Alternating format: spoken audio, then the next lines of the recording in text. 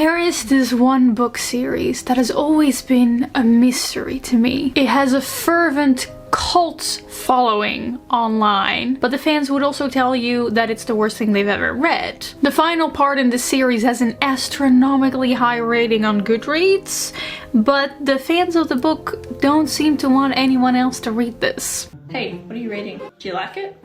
Well, this is like my 4th time rereading it, so yeah, I guess. I just know you won't like it. Don't try it. I'm actually telling you this for your own safety. Just don't read it. Something like that tickles my curiosity. So the series I'm talking about is the All for the Game series by Nora Sakavic. I read all 3 books in this series.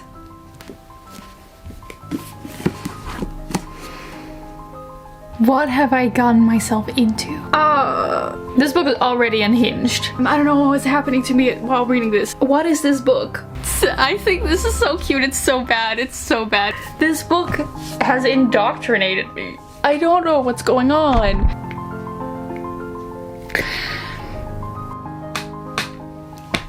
Today, I'm going to share my experience with you guys. Some background. So this is the All for the Game book series. It is a self-published sports mafia series with a gay romance around a made-up sport called Exy, which is basically just lacrosse, but more violent and edgy. Even the author of the book, Nora Sakavic, describes this book as ridiculous, unrealistic, and self-indulgent. And it's very clear the author herself never expected these books to find an audience. Like, she just kind of threw them into the world. She shared a lot of her writing process on her blog called Courting Madness. And in 2013, she released the first book, The Foxhole Court, for free online, and you can still find this ebook for free, and the 2 sequels in ebook form are only 99 cents, therefore making this series incredibly available and accessible to anyone who is curious, including me. You know what? I think that's all I'm gonna say. Let's just start at the beginning with the Foxhole Court. Obviously, spoilers ahead. These are the trigger warnings. You know you're in for something great. Let's just go. Our main character is Neil Jostin. He's 18 years old, his mom is dead, he's edgy, and he smokes cigarettes. When I started reading this series, I was still fresh and happy, and I vlogged some of my in real-time reactions to some of the things, so I will interject sometimes with my fresh reaction. What have I gotten myself into? Literally the first sentence. Neil Jostin let his cigarette burn to the filter without taking a drag. Oh, he's so edgy, he smokes. But then he didn't want the nicotine, he wanted the acrid smoke that reminded him of his mother. This book is already unhinged. And the most important thing about Neil is that he loves the sport Exy. Exy is this made-up sport. Like I said, it's similar to lacrosse, but it's way more aggressive and violent, which really fits the edgy tone of the story so far. And one summer, right before university, our boy Neil Jostin is approached by a coach, Coach Wymack, who is trying to get Neil to join his university Exy team. But it's not just any team. The coach asks Neil to join the Foxes, which is a team that sucks. They're horrible. Absolutely bottom of the barrel, terrible team. Coach Wymack is known for having kind of a bit of a savior complex, trying to get these teenagers with like sad past and give them a second chance by playing Exy with them, but they're not very good. His players were fractious isolationists who couldn't get along enough to get through a game. So I don't know if it's really a compliment that Neil is being invited to join the Foxes. But still, it's university, so this could be good for Neil. But no, he's too edgy to join the Foxes. He can't step into the spotlight of national sports because it might reveal his dark past. Neil is always running away from his past. He's changing his name all the time, coloring his hair, wearing contacts. For some reason, this magically makes nobody recognize him because he has a different hair color. So if he would join a college team, it would bring him into the spotlight and then people might recognize him from his dark past. But instead of, politely saying no, he bolts. He just runs away from the coach. 2 other boys run after him, beating him with their exy rackets until he stops. What a sweet introduction to your future teammates. The 2 boys standing over Neil are Andrew Mignard and Kevin Day. Andrew Mignard didn't look like much in person. Blonde and 5 feet even, short king, Andrew was the Fox's freshman goalkeeper and their deadliest investment. And then there's Kevin, who Neil recognizes from his dark past. Everything was the same, from his dark hair and green eyes to the black number 2 tattooed on his left cheekbone. Neil saw that number and wanted to retch. That's important. And remember that Kevin has a number 2 tattooed on his cheek. But despite this rough introduction, Neil decides to join the Foxes anyway because he was not ready to give up Exy again. It was the only thing that made him feel real. Could not be me caring so much about a sport, any sport. But here we go, Neil joins the Foxes. Should he have done that? Now Neil may have never had a home, but he perfectly fits in with this bunch of edgelords. This is one of the first interactions that he has with Andrew, the short king goalkeeper. Andrew says, "It's a cruel world, right, Neil?" And Neil says, "It's not the world that's cruel, it's the people in it." Oh, so true. I know that these characters would listen to 21 Pilots. I can't make jokes about that because I also was a 21 Pilots fan.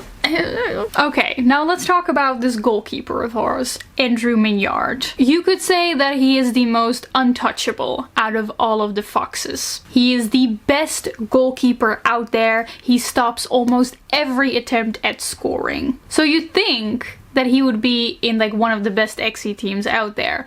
But apparently Andrew once turned down a spot with the Ravens, who are one of the best Exy teams out there, and instead he joined the Foxes, even though the Foxes suck. Well, the thing about Andrew is that out of all of the teammates, he is the one that clearly cares the least about playing Exy. He cannot be bothered about whether the team loses or wins. In fact, he actually spends most of the time of the games benched, doesn't even play. He's not just keeping the goal, he's also keeping secrets.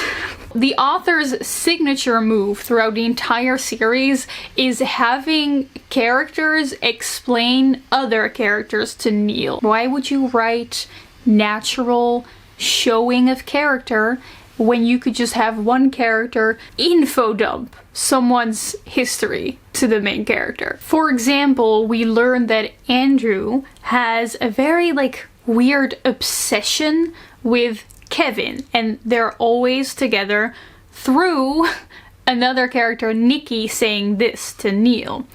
Andrew is scary territorial of Kevin. He punched me the first time I said I'd like to get Kevin too wasted to be straight. By the way, and also another thing, Nikki is the first openly gay character that we meet, and he's immediately made out to be so predatory. So he says oh, I'm gonna have a crush on you, Neil, because you're still safe. Andrew Mignard hears this and doesn't like the way Nikki is treating Neil at all. So Andrew lunged at him and caught Nikki's jersey in one hand and threw him up hard against the wall. What is happening? Why are they fighting? We are 60 pages into book 1 and they're brawling. They're brawling. "Don't touch him, you understand," Andrew said. "I'd never hurt him if he says yes." I said no. Andrew had a short knife pressed to Nikki's jersey. Why is there a knife? So yeah, that's Andrew, normal guy. He is constantly described as wearing a manic smile on his face because of his meds. We'll get into that. 2 years ago, Nikki got attacked by a bunch of strangers, and Andrew, trying to protect Nikki, almost killed 4 people in the process. 4, not 1. He almost killed 4 people, and I guess at that time he was 14? Well, he went to a juvenile facility and he had to go on antipsychotic meds. This is how Nikki refers to Andrew taking his meds. He just dozed up. He's going to crash and reboot into crazy mode. Generally speaking, this book is so heavily demonizing mental illness and like portraying mental illness and psychosis as something that's going to make you like really dangerous, this like person who's gonna attack you with knives, and it's not great. But yeah, apparently because of Andrew's meds, he is now psycho and crazy. He is constantly described by the others as the short psychopath and the monster. And Neil, because he is new to the team, is like, what the heck, guys? Why are we all just accepting this? And Nikki is like, no, that's just Andrew. You just gotta stay out of Andrew's way. Spoiler alert. Neil did not stay out of Andrew's way. A little while later, they have practice together because Andrew is the goalkeeper and Neil is going to be their striker, so he has to practice scoring on Andrew. Andrew stops every single one of Neil's attempts to score. Neil is getting completely worn out. His muscles are tired, his arms are getting sore, but Andrew does not give him a break. "Tick-tock," Andrew said. "I won't wait forever for you." And Neil tried to lift his racket high enough for another swing. His right arm gave a sharp spasm and he lost his grip. His stick hit the court at his feet. "Oh no," Andrew said. "I think Neil's in trouble." Neil collapses to the ground and kneels by his racket and just wants to stop, but when he tries to get away, Andrew steps his foot on Neil's racket. "Get off my racket," Neil says, to which Andrew answers, "Make me. Don't tempt me." Such fierce words from such a little creature. Those are some big words coming from someone who's 5 feet. But just like in any good sports story, there are lots and lots of training sequences, which I do love. I do love that. Now, the person who is training everyone is Kevin Day, the guy with the number 2 tattoo. And it is the most sports a cappella group glee thing ever. "Forget the stadium," Kevin said. "Forget the Foxes and your useless high school team and your family. See it the only way it really matters, where Exie is the only road to take." Now let's talk a little bit about Kevin Day. So Kevin is actually a former Exie champion and he is obsessed with Exie. At this point, you might want to start asking yourself, like, how are the Foxes so bad if they have so many teammates who are like really good? Well, it's because they don't work together. That's why. That's why. Because they can't work together. Okay. Logic. There's still a little bit of logic in here. Kevin used to play for the best Exie team out there, the Ravens, together with his adopted brother, Rico. And these 2 guys, Rico and Kevin, had a dream of becoming the 2 best Exie players out there. And this dream was so strong that they even tattooed the numbers 1 and 2 on their faces, representing that they were going to be the number 1 and 2 of the world, Kevin being number 2 to Rico. But Kevin saw all those dreams shatter when he broke his dominant left arm in a skiing accident. And because he could no longer be a good Exie player, now that his dominant hand was broken, he was thrown out of the Ravens. And he just recently joined the Foxes. And he's clearly really doing his best to make them better. He's super harsh, honestly. He's very mean. No matter what Neil does, he's never strong enough, good enough, or fast enough for Kevin. Kevin is a little bit of a queen, a bit of a drama queen. One night, Neil watches Kevin practice his right-handed aim because he can't use his left hand anymore because it was broken. Kevin was more demanding of himself than he was of anyone around him. He set his standards impossibly high and tried for them with everything he had. But someone is watching Neil. It is Andrew. And he sees that Andrew is always wearing his like trademark black bands on his arm. I'm sure he's not doing that because he loves a little Renaissance cosplay. He tucked 2 fingers into the band on his opposite arm and slit free a long, slim blade. So he's carrying knives. Of course he is. Neil sees it and says, "Is that your slow attempt at suicide?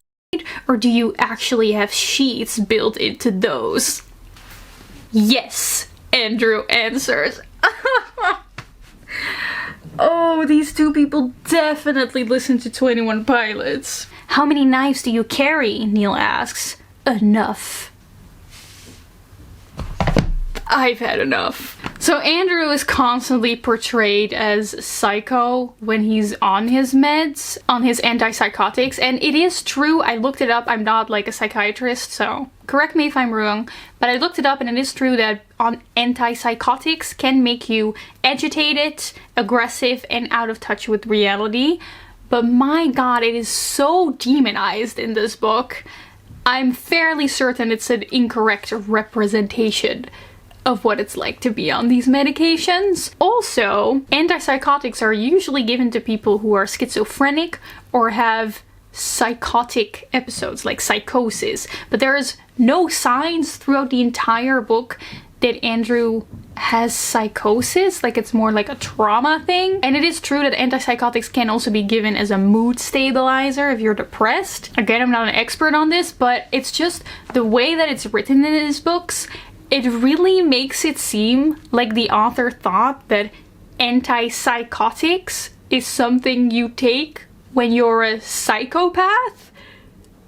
But that's not how that works at all. So I just want to dispel that idea here. Like, if you're an antipsychotic, that doesn't mean you're a psychopath. Anyway, Andrew sees Neil, the newcomer, as a potential threat to Kevin, because Andrew has this like obsession with protecting Kevin. And Andrew is like convinced that Neil is being a little secretive about things, which he is. I mean, like I said, Neil's like running away from a dark past TM. So he's not completely wrong. He says, "Your loose ends aren't adding up. I'm not a math problem, but I'll still solve you." There's no way that I could ever ship 2 people with such edgy flirting styles. I think it's time we talk about Neil's dark past TM. So the reason that Neil is constantly changing his appearance, changing his name, is because he's running away from his father. His father's currently in prison, but years ago he gravely injured Neil's mother. Neil and his mom successfully got away, jumped in the car, but her injuries were too bad and she died in Neil's arms. It's actually really sad. It's okay. I'm gonna read something. Trigger warning for graphic descriptions. "He tried pulling her from the seat only once, but the sound of her dried blood ripping off the vinyl like Velcro killed him. He burned the car instead. He hadn't cried when the flames caught, and he hadn't flinched when he pulled out her cooling bones." And Neil always remembered the lesson that his mom told him, and that is to never look back, never slow down, and never stay anywhere too long. And Neil's past is still etched into his skin because he is covered in scars. From a bullet, jumping out of cars, run-ins with his father. His father wasn't called the butcher for nothing. His weapon of choice was a cleaver. It's a classic case of using like really traumatic events and abuse as sad backstory. It's not really here to say something or share something authentic. It's just here for the edge. But I do feel very, very sorry for Neil. Like, honestly, poor guy. That was brutal. He has a brutal past, and I forgive him for being edgy. And because of this dark past, he also doesn't seem to be too phased, or at least not afraid of Andrew, and he continues to be the only voice of reason, telling the other teammates to keep Andrew in check. And one time, Neil says to Kevin, "Put a leash on your pet monster, or I will. A frightened child like you." Oh my god, I can't say this. Oh, I forgot about this. So Neil really insults Kevin over his broken hand, and they start another fight. Yet again, we learn more about Kevin's backstory, not through him or organic character exposition, but through another character explaining Kevin's backstory to Neil. This time, it's Coach Wymack. So we already know that Kevin grew up with Rico with the Ravens XC team, you know, number 1 and number 2. Now the Ravens are led and coached by Rico's father, Coach Moriyama. This dream that Rico and Kevin had to become the best XC players out there didn't really come out of nowhere. It was actually Coach Moriyama's dream to create the best XC team in all of America, and Kevin and Rico wanted to be the best players so they could, you know, make their father happy. So the Moriyamas pitted Rico and Kevin against each other. As soon as Coach Moriyama dismissed them for the night, Rico broke Kevin's hand. So it was not a skiing accident. It was Rico sabotaging Kevin's good hand so that he could remain the best and gain, like, the approval of his father. Later this season, the Foxes are going to be playing against the Ravens, meaning that Kevin is going to see Rico again for the first time in a very long time since Rico broke his hand. And honestly, at this point, suddenly it kind of starts making sense to me why Kevin is being so harsh on the Foxes and drilling Neil so hard, because he just wants to beat the Ravens. He doesn't want to embarrass himself in front of Rico. He wants to show that he can be in a good team. Now, this is where the story becomes absolutely messy and unhinged. If you thought the story was weird so far, you are in for something. Apparently, XC isn't the only thing the Moriyamas are interested in. Coach Wymack says the real Moriyama family business is murder. The Moriyamas are an immigrated Yakuza group. I thought I was just going to be reading a book about sports, and now the Japanese mafia are involved. So the rivals of the Foxes are the literal Japanese mafia. You can say what you want about this book, but the stakes are definitely being raised. And Neil also has his own connections to the mafia, you know, with his dark past TM, because his father, the butcher, used to work for the Moriyamas. And then Neil's mother, who wasn't very happy that her husband was doing stuff with the literal mafia. Honestly, totally understand her. I wouldn't like that either. Let me know what you would think of that. She stole $5 million from the Moriyamas. So obviously if Kevin and Rico find out that Neil is Neil and that his mother stole $5 million from their family, wouldn't be particularly great. But you know, he just loves XC so much that he is willing to risk all that and just wear some contact lenses. Maybe this is normal for sports fans. Now, Rico may have sabotaged Kevin's career by breaking his hand.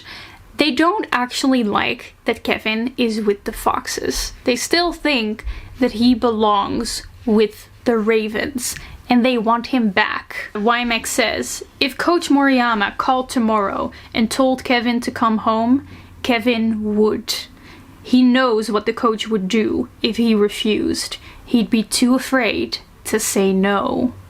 And throughout the book, every single time that Kevin refers to Coach Moriyama, he calls him the Master. So despite him being with the Foxes, the Master is still clearly in his mind and having control over him. And I honestly feel so bad for Kevin.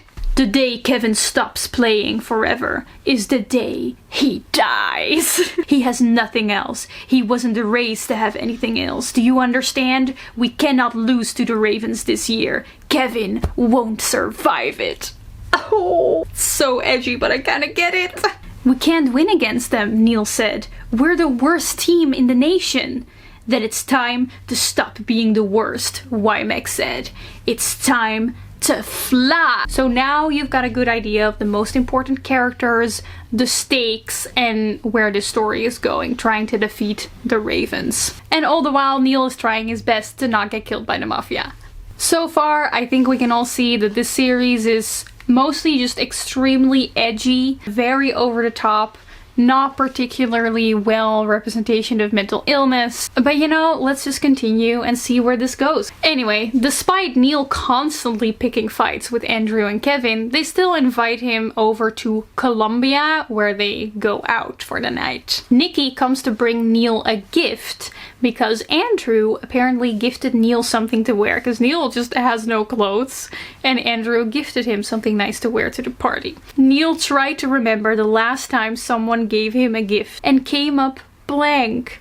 That this first one should be from Andrew was unsettling. Poor Neil. So they go to the party and Nikki's being presented as this kind of awful predatory person again. Oh man, Neil, you clean up good. Can I say that, or is that against the rules? Just damn. Aaron, don't let me get too drunk tonight. Andrew hears this and says, don't make me kill you. For once, Andrew's saying what I'm thinking. Turns out, during their little party, they're all doing drugs. It's called cracker dust. Nora just loves making things up. And they're all pressuring Neil into taking the cracker dust with him. Great friends. Great friends. And when Neil says no, they put it in his drink. So he takes it in anyway. Great friends. So Neil just spends the entire evening in this drugged state. Honestly, I was kind of expecting like interesting, juicy things to happen, but nothing really happens. And the next day, Neil confronts Andrew about this because apparently this man does not hold any fear in his heart. He says to Andrew, how can you threaten Nikki for coming on to me, but condone drugging me out of my mind against my will? Exactly. But Andrew explains it's because he wanted to test if Neil wasn't a mole, because he still doesn't trust Neil. He says, if I can't get an answer from you, I'll get it wherever I can. How about I start with your parents? Good luck, Neil said. They're dead. Did you kill them? Did you kill yours? The fact that this is a normal thing to ask among these people, I think says all you need to know about this series. So in order to get Andrew to trust him, Neil tells him about his past with the Moriyamas and that he doesn't want Kevin and Rico to recognize him. I don't know why he just trusts Andrew to keep this a secret, but it does help Andrew trust him a little bit more, and they kind of lay off each other's backs for a little bit after this. Now, the game between the Foxes and the Ravens is scheduled on Friday the 13th.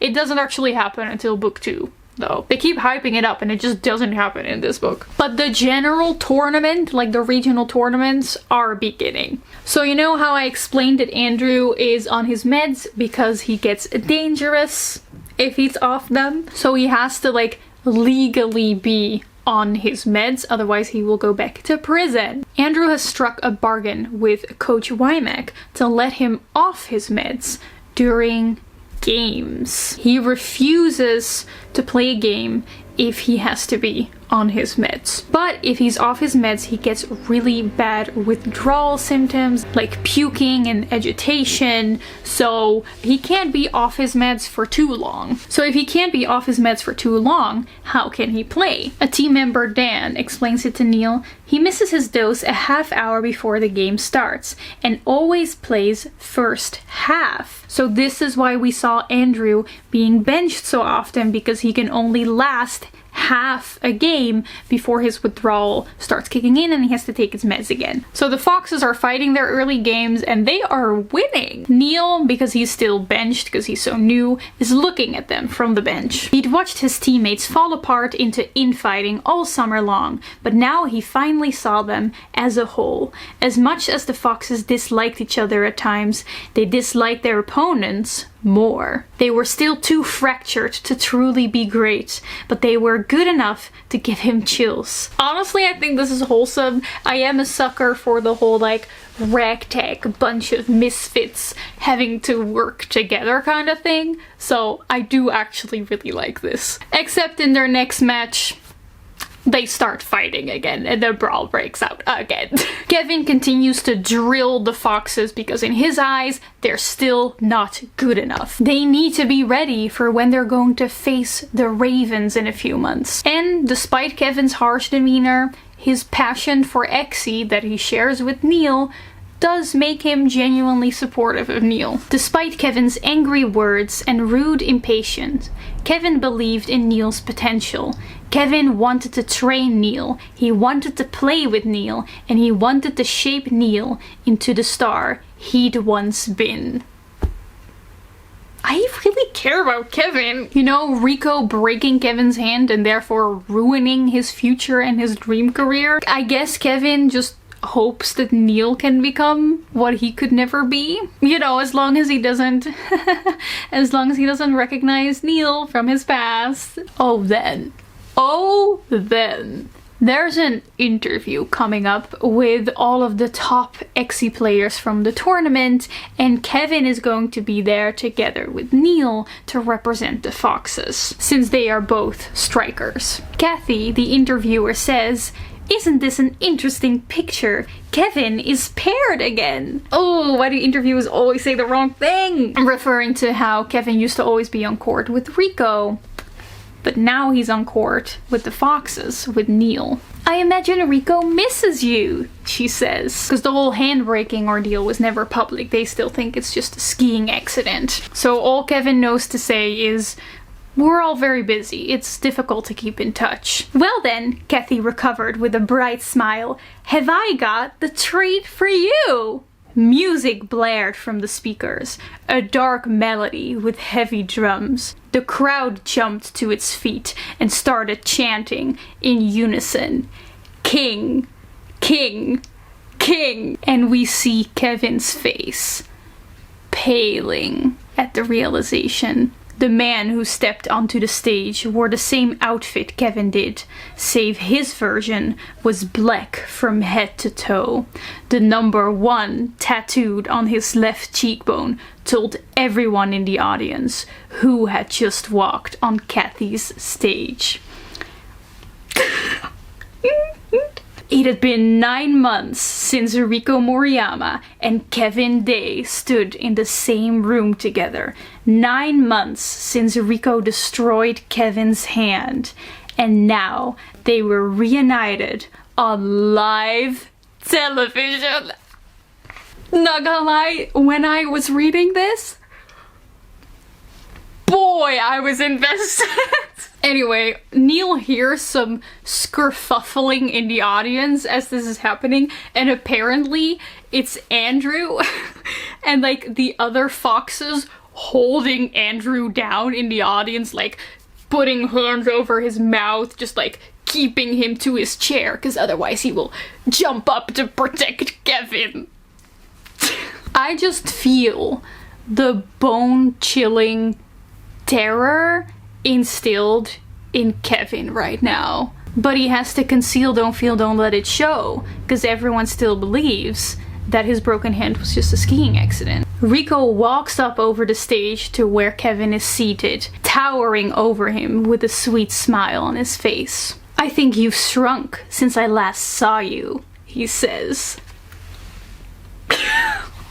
Kathy asks them, "I didn't think it would be possible for you two to grow apart. But look at Kevin now. Isn't it amazing how far he's come this year?" "I'm not sure it is," Rico said. "I'm worried his wishful thinking and obsession will lead him to injure himself again. Can he recover a second time, emotionally and mentally? Oh, the threat. Call me Andrew because I am ready to kill this man. Now Neil is on stage as well, and as always, Neil is just incapable of feeling intimidated. And you know, despite their rough start, Neil actually stands up for Kevin. He says, "You're rubbing in his face everything he's lost, and from where I'm sitting, it looks like you're enjoying it." Rico answers, "I will ask you only once to tone down that animosity." "I can't," Neil said. "I have a bit of an attitude problem." Ooh! Neil is not having any of Rico's games, and at some point he just straight up tells him he is selfish on live television, and everyone just gapes at Neil. Kevin is facing entirely new schools and learning to play with his less dominant hand. When he masters it, and he will, he'll be better than you could ever have made him. And just like that, I'm a Kevin and Neil friendship fan. I'm living for this friendship. What has happened to me? And guess what happens after they leave the stage? That's right, another fight breaks out.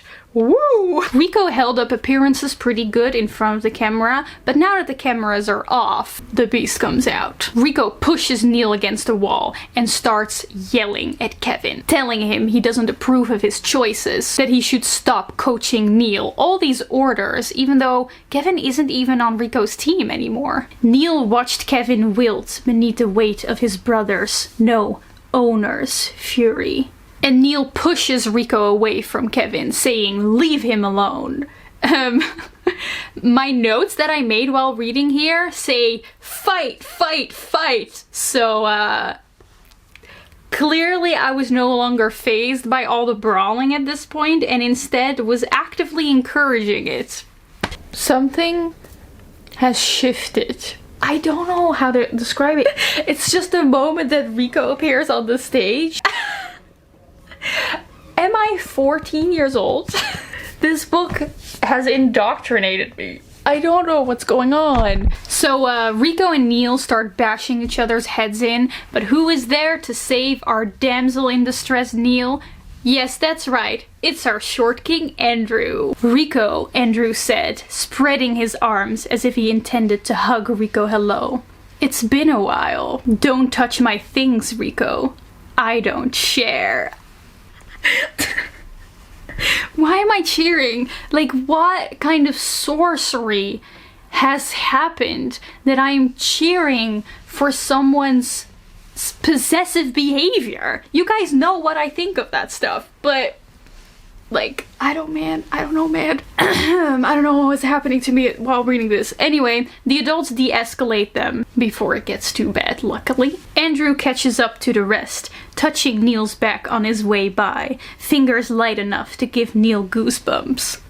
Later, Andrew punches a hole in the wall and lights a cigarette. Andrew warns Neil that coming after Rico like that on live television will probably come to haunt him, and he asks Neil how it feels to have a target on his back now, to which Neil answers, "Familiar." It's still very edgy, don't worry, it's not gone. Neil says that he's probably just gonna run away like he always does, but then Andrew grabs him by the collar. He says, "What would it take to make you stay?" He's talking about Kevin's well-being, because he needs Neil for Kevin's well-being, but it's so romance-coded.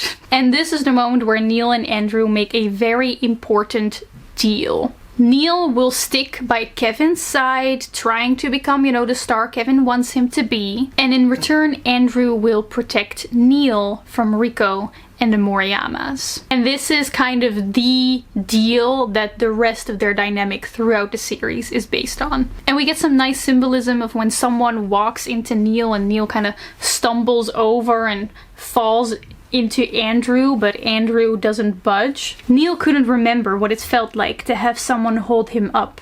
It was terrifying and liberating all at once. His life was out of his control now. He was giving it to Andrew and hoping Andrew would keep it safe. The next day, one of the foxes, Seth, is found dead.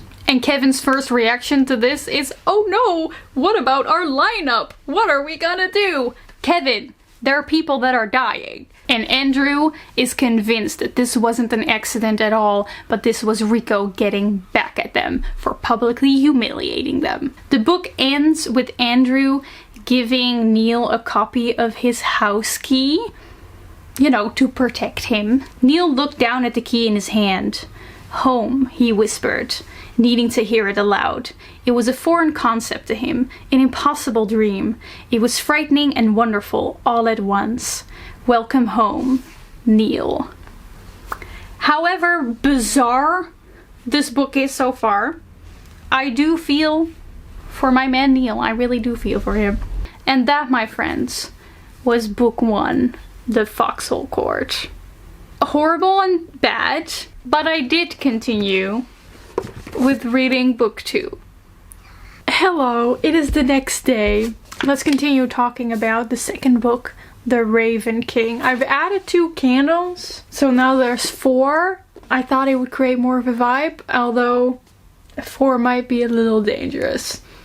I know that so far I've mostly just been telling you the plot of the story and not really giving a lot of commentary because I mostly just really want to convey the experience of reading this book to you as best as possible. But now let's move on to The Raven King. This is the book where we get a little bit more insight into our mysterious boy, Andrew Mignard. The story opens with Andrew getting a phone call from a cop named Higgins. And it's very clear that 1, they know each other, and 2, the call is making Andrew very upset. Proven by the fact that he hangs up with a "call me again and I'll kill you." So, such a sweetheart. This leads to him bickering with Kevin and then punching a wall. So, not much has changed since book 1.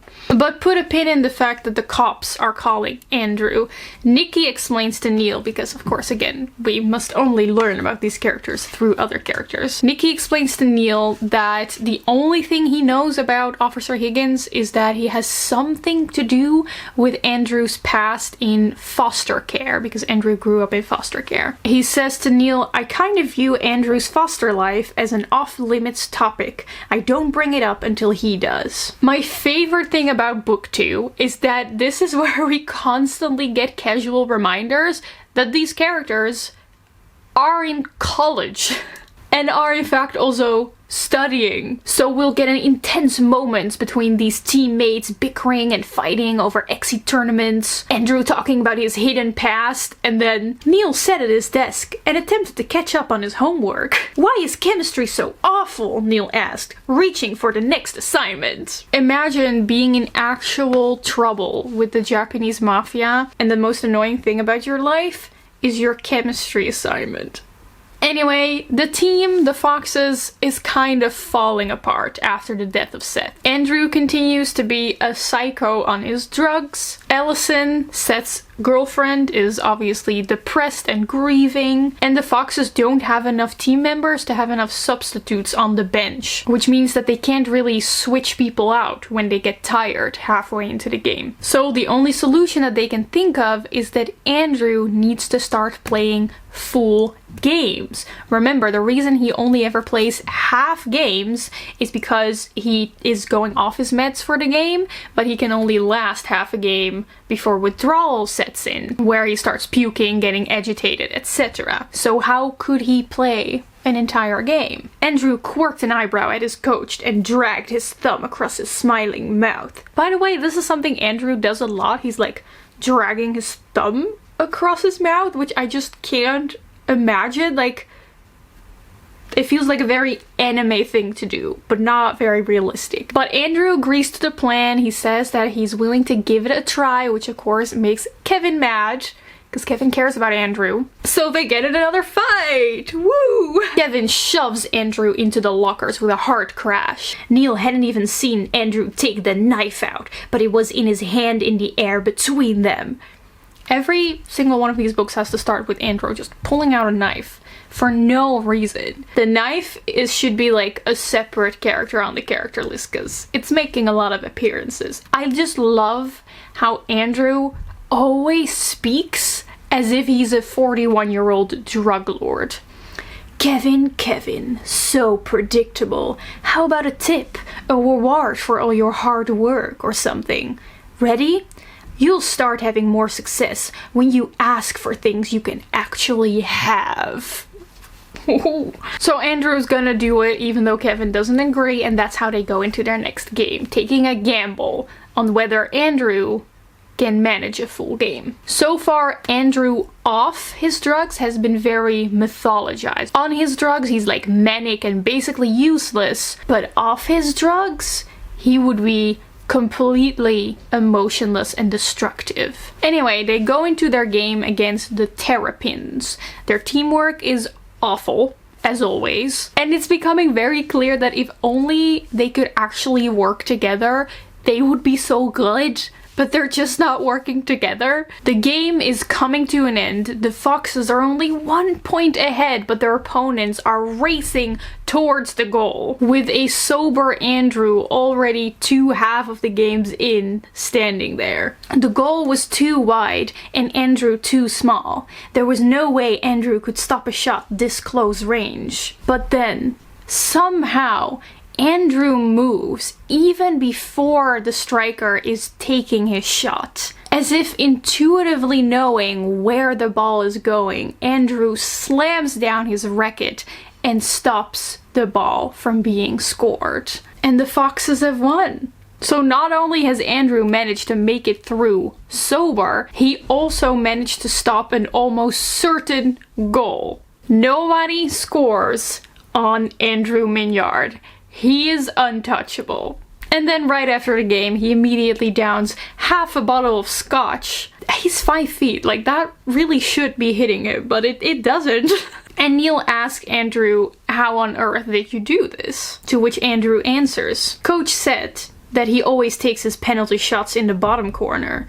With the game riding on him, he was bound to do the same. So Andrew was able to remember this one small remark that the coach made among like all the other random remarks that he's made, and recalled it during such a critical moment. Later in the series, there's also a moment where Andrew remembers the exact height of all of the opponent's team's players because he looked at like the roster once. So we know now that Andrew has perfect memory, and I think the point, I'm not entirely sure, I think the point here is that when he's sober, he can use the perfect memory, but not when he's on his meds. But I'm not entirely sure. Anyway, one little quirk of me is that no matter how terrible story is, whenever a character turns out to have perfect memory, I'm like, oh my god, that's so cool. So I thought this was pretty cool. I'm not gonna lie. We don't really get a follow-up, by the way, on what Andrew is like off his meds. I really felt like we really got this build-up of like, ooh, he's going off his meds, what is he gonna be like? And then nothing really happens, which the author does quite often, to be fair. She just like sets things up and then doesn't follow through on them. Anyway, Neil is given a phone because he didn't have a phone yet, and Andrew put himself on speed dial in Neil's phone, and he put his ringtone to a song about runaways because Neil always runs away. But we both know that Neil would never, ever ask for help if he was in trouble, let alone call someone. Also, another thing, these characters are constantly seizing each other by the chin. There are so many moments when Andrew and Neil are just talking to each other and then Andrew seizes Neil's chin, which is such a fanfiction thing, but like, you know, I'm not complaining, but like, just imagine if this happened in real life. It would be so weird if people just grabbed each other's faces all the time. I think this is also the moment that I need to mention that throughout this series there are a lot of hints that Neil is gay. And every time this is like inferred, Neil is like, I don't know what you're talking about. But he's a little oblivious. He's kind of a disaster gay. Like at one point, a girl comes up to him and is like, oh, can I give you my number? And Neil's response is like, so genuinely, what for? Why do I need your number? Oh, Neil. Now, the next big plot point is that the characters are going to the fall banquet, which is this big banquet, duh, which is this large banquet for all of the Exi players for all the teams in the tournaments, which means that not only the Foxes are going to be there, the Ravens are going to be there too, and they're going to be face to face with Rico again, who, let's not forget, we're currently suspecting of killing one of their teammates, Seth. So the Foxes are at the fall banquet, and when the Ravens walk into the room, they are immediately recognizable. The Ravens hadn't brought dates. They haven't brought any color along either. All 22 of them were dressed head to toe in black. They wore the same shirts and slacks and identical dresses. They even sat the exact same way, all with their right elbows on the table, all of them with their chins in their hands. Another team might look foolish going so far, but somehow the Ravens looked imposing. Very edgy, low-key cool. Then they meet one of the Ravens named Jean, and he has a number 3 tattooed on his left cheek. So where Rico and Kevin are number 1 and 2, Jean is number 3. And he says this when he sees Neil. What was your name again? Alex? Stefan? Chris?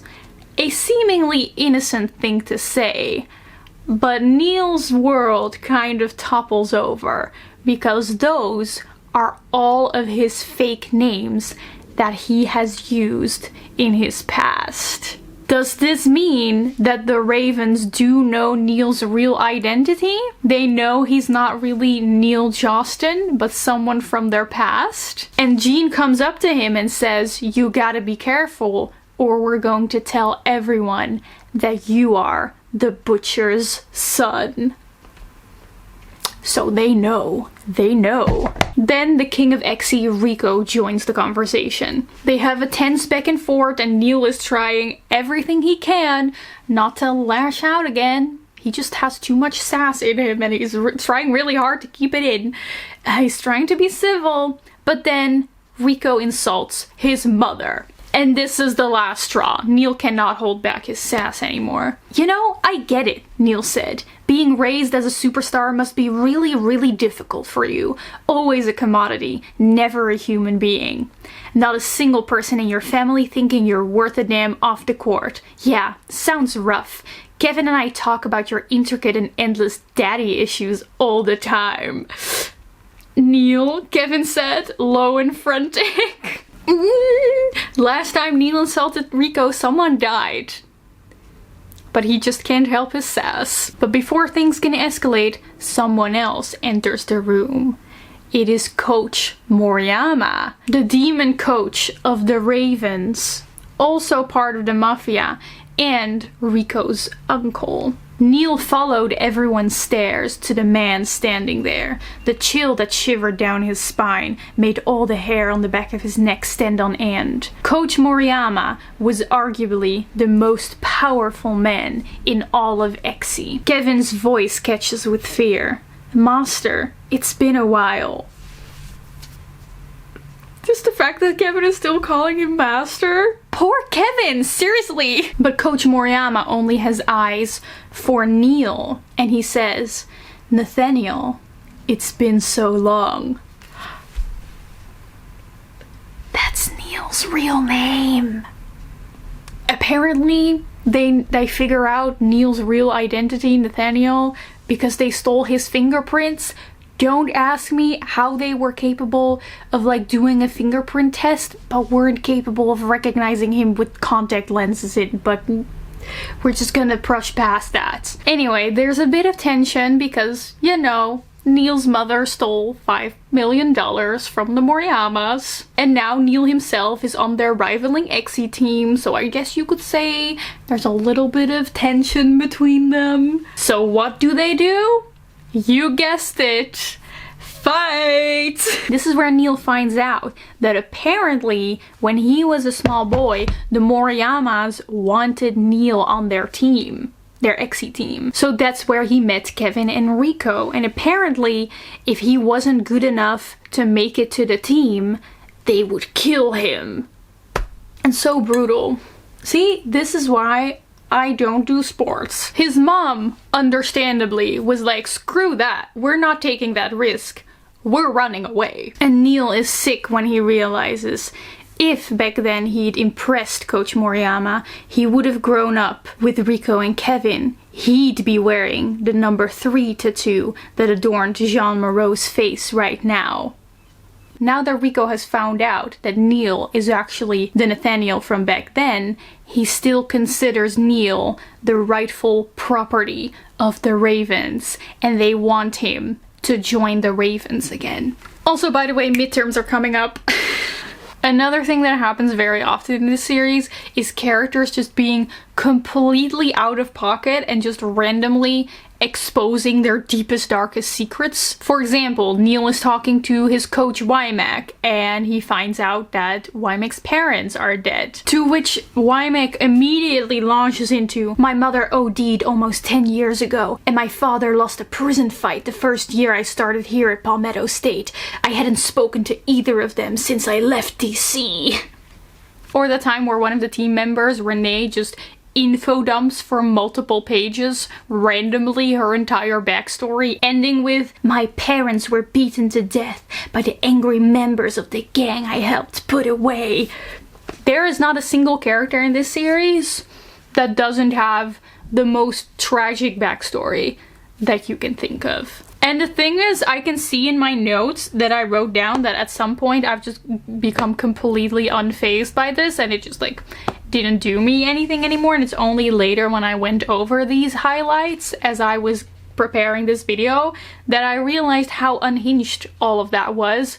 But while reading, somehow I guess you just get a little bit brainwashed, where I just started becoming so unfazed, not even realizing how ridiculous it all was. But this is the moment you've all been waiting for, okay? We are halfway into the Raven King and it is time for the Foxes to face the Ravens in one of the preliminary games. Tonight's game pitted a hive mind against a fractured bunch of rejects. I really do love the contrast. Like, the Ravens are everything that the Foxes are not. And it was at this moment that I started to realize that I was low-key enjoying this series, you know, like the tournaments, the ragtag bunch of people with the same skill and passion stitched together in a team. It was actually starting to sound a little bit familiar. Our main character is an outsider joining this team that they think they don't belong to. They think they don't need anyone's help, but they slowly realize the importance of friends. All the team needs to do to gain greatness is to work together. That is the only way that they can defeat the scariest, most skilled, the ultimate team of people clad from head to toe in black. This series is basically pitch perfect. And the Foxes are the Bard and Bellas. And the Ravens are the Sound Machine. Suddenly I understand why I'm low-key starting to enjoy this. It was basically the middle of the night when I shared this with my friends who really love this series. And they kind of disagreed, but I thought it was a genius insight, so let me know what you think. Okay, anyway, the game. This is a very serious moment. This is a very serious moment. The game. The Foxes are finally facing off against the Ravens. And 2 minutes into the game, the Ravens score. No one has ever scored so fast against Andrew. But 5 minutes later, Rico scores again. Kevin and Neil are working together fantastically. Like, how far they've come, you know? But it's just not enough. The Ravens made the Foxes look like clumsy children.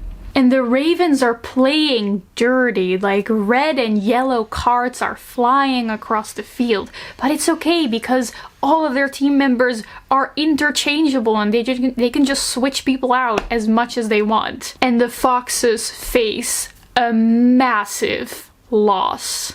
The only thing that they can do now is just make sure they continue through the tournament so that hopefully eventually down the bracket of the tournament they can face the Ravens again in the finals. Now this is the point in the story where we really start focusing on Andrew's backstory. So what I haven't told you yet is that actually one of the foxes, Aaron, is Andrew's twin brother. But they both grew up with different families. Aaron with his biological mother and Andrew in foster care. It's very confusing that they give these two twins also two names that sound incredibly similar.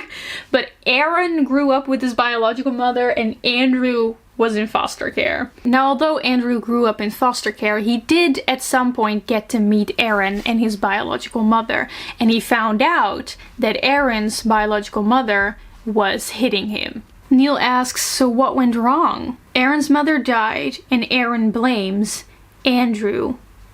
To which Neil asks, did Andrew do it?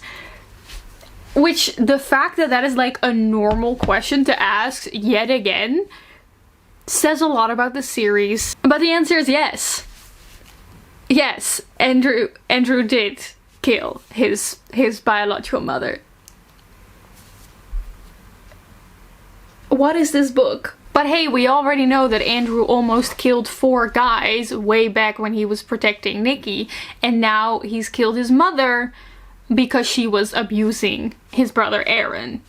What a protective, sweet guy. He just really cares about his loved ones. Nobody can touch Andrew or the people that he loves. He's one of those like, touch her and I'll kill you kind of people, which that's a trope that only works in fantasy. The moment you bring it into the real world, you start seeing how weird it is. Anyway, Neil immediately drinks the Kool-Aid on Andrew killing Aaron's mother because he, and by the way also all of the teammates, are just like, no, I get it. Yeah, you did it to protect Aaron.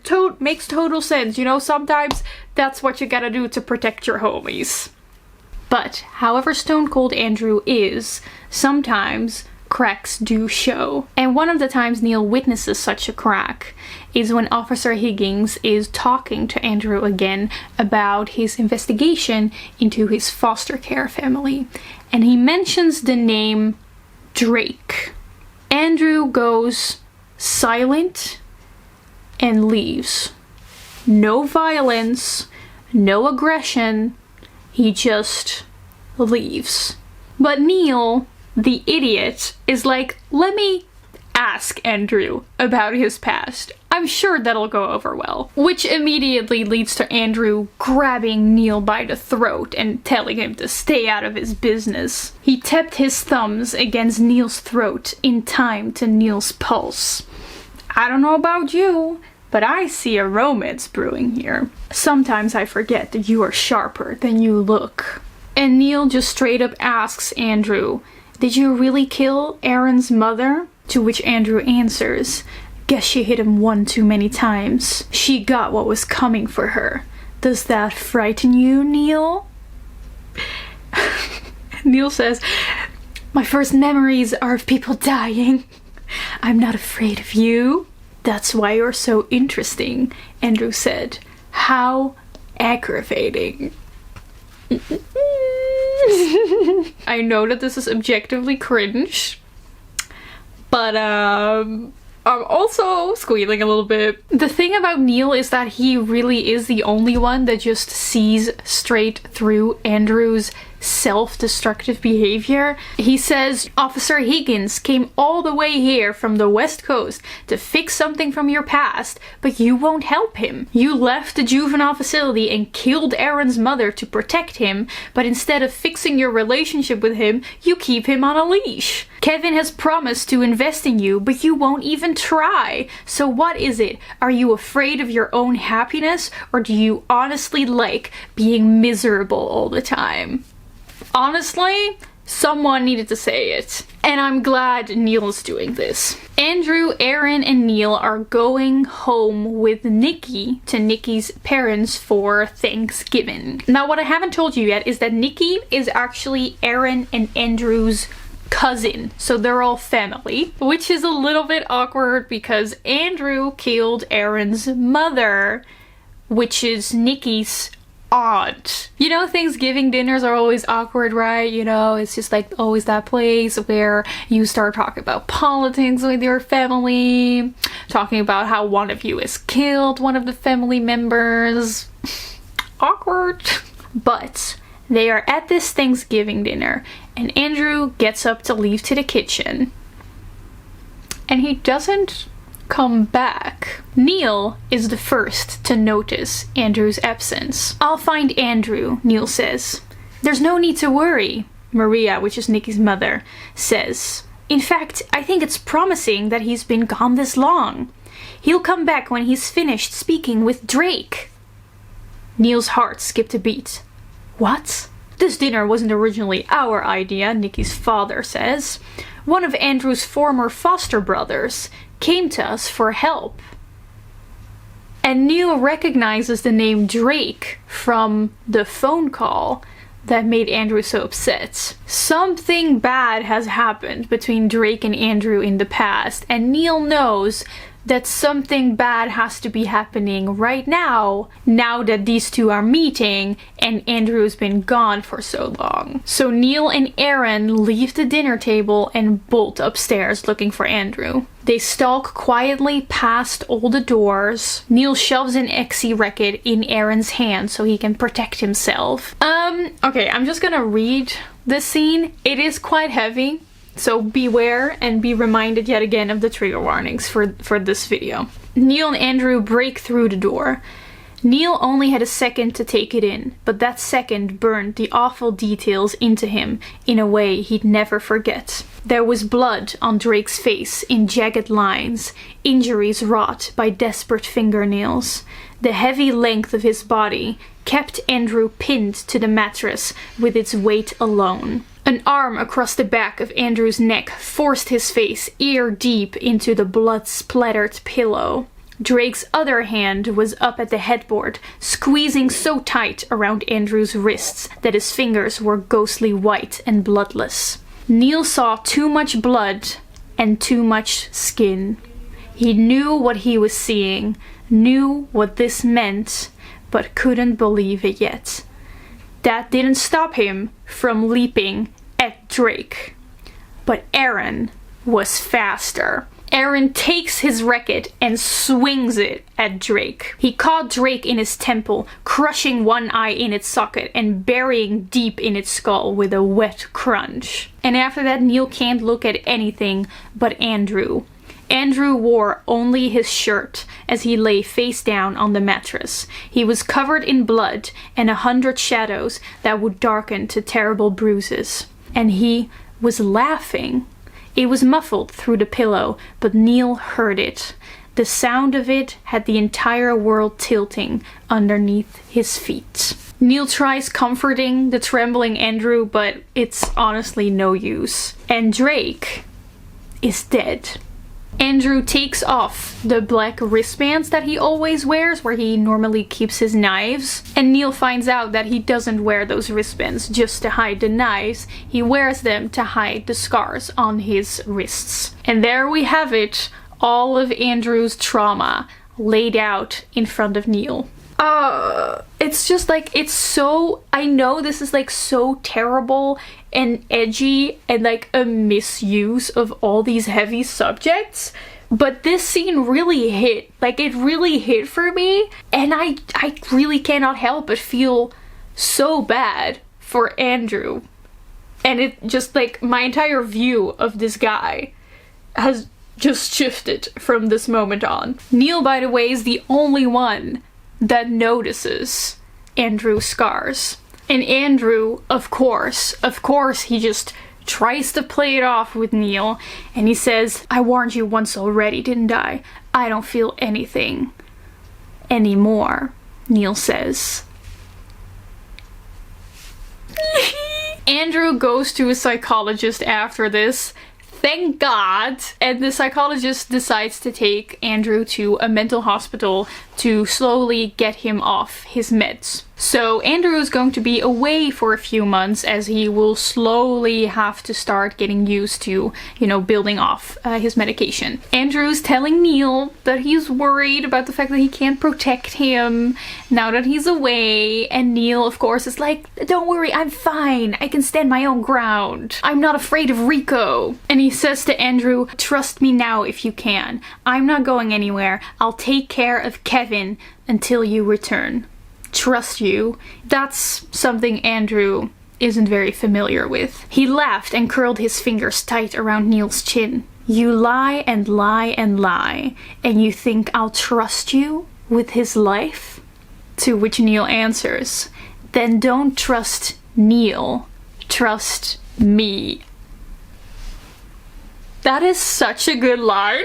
And then he takes Andrew's hand and guides it under his own shirt so that Andrew can also feel his scars. The scars from Neil's past as Nathaniel that he also tried to hide from everyone. The reason Neil is afraid of showering even in front of his teammates, and he's now sharing it with Andrew. It's so heartfelt. And then Andrew has to say, he feels the scars on Neil's skin and says, these ouches feel a little rough for a child on the run.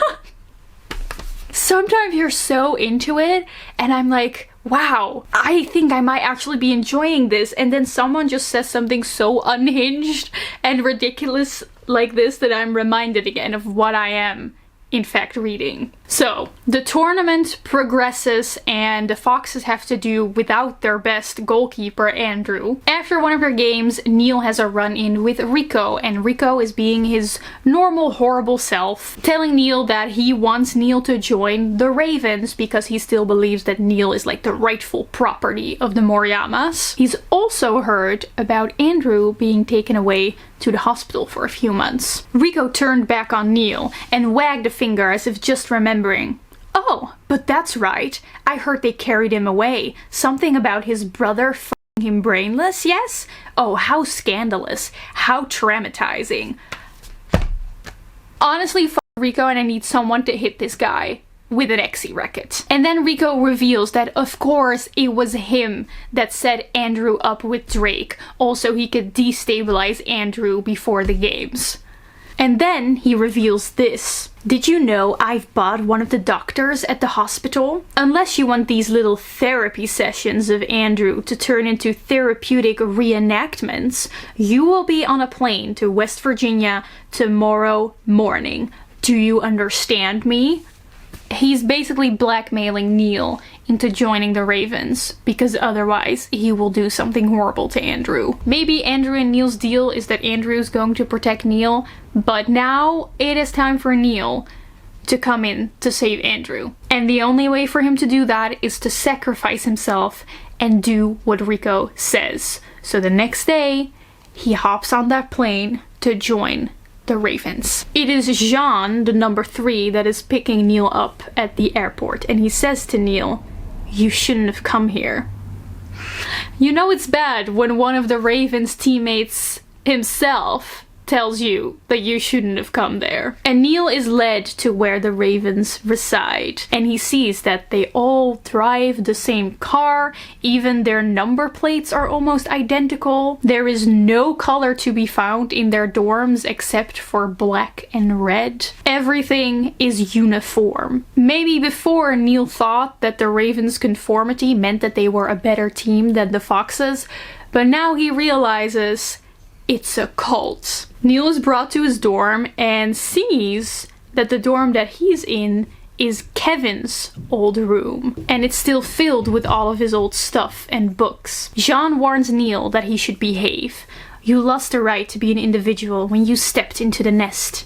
My success is your success. Your failure is my failure. You are to go nowhere unless I am with you. If you break this rule, we will both suffer greatly for it.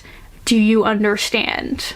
Neil is given a new team jersey and he sees that he doesn't have his old number, but instead he's given a new number. He is now number 4. on this team. Jean explains, in Japanese, 4 and death sound the same. It is appropriate that the butcher's son should wear this number. Then Rico and Coach Moriyama enter the room, and Neil notices how Jean goes pale at the sight of them. Do I feel bad for Jean now? Like, Nora just keeps introducing these characters that I hate and then makes me care for them. Coach Moriyama stands before Neil and calls him by his real name. Nathaniel Wisniewski, he said, like he found every syllable wanting.